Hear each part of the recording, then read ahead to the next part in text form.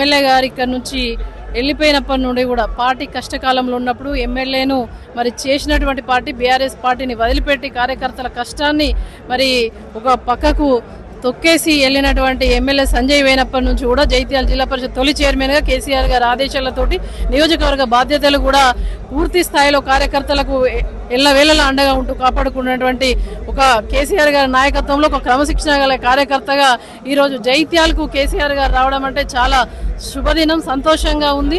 తప్పకుండా ఇది చారిత్రాత్మకమైనటువంటి రోజుగా చెప్పుకోవచ్చు. ఎందుకంటే 10 సంవత్సరాల పాలన ప్రజలు అనుభవించారు.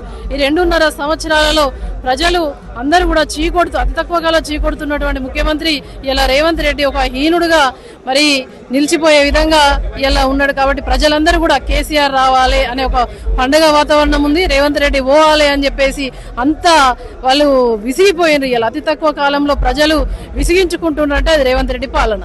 ఇది ఉద్యమ పార్టీ, తెలంగాణ ఇచ్చిన పార్టీ. తెలంగాణ సాధకుడు కేసీఆర్ గారి నాయకత్వంలో పార్టీ బలోపేతానికి ఎవరిని తీసుకున్నా కూడా ఇక్కడ నాయకత్వం అంతా కూడా కలిసి పనిచేయడానికి బలోపేతానికి మాత్రమే కృషి చేయడం జరుగుతుంది తప్ప అటువంటిది ఏమి కూడా లేదు. కేసీఆర్ గారి స్పీచ్ ఇలా 1,00,000 మందికి పైగా వస్తారు. ఎందుకంటే కేసీఆర్ను చూడాలి, ఒక తండ్రి లాంటి కేసీఆర్ను చూడాలని చెప్పేసి ప్రజలందరూ కూడా ఆసక్తిగా ఎదురు చూస్తూ ఉన్నారు. కేసీఆర్ గారి స్పీచ్ ఆనాడైనా ఈనాడైనా ఉద్యమకాలమైనా రాష్ట్రాన్ని మరి నడిపిన ముఖ్యమంత్రిగా అయినా ప్రతిపక్ష నాయకుడిగా అయినా కూడా ప్రజల పక్షాన ఉంటారు.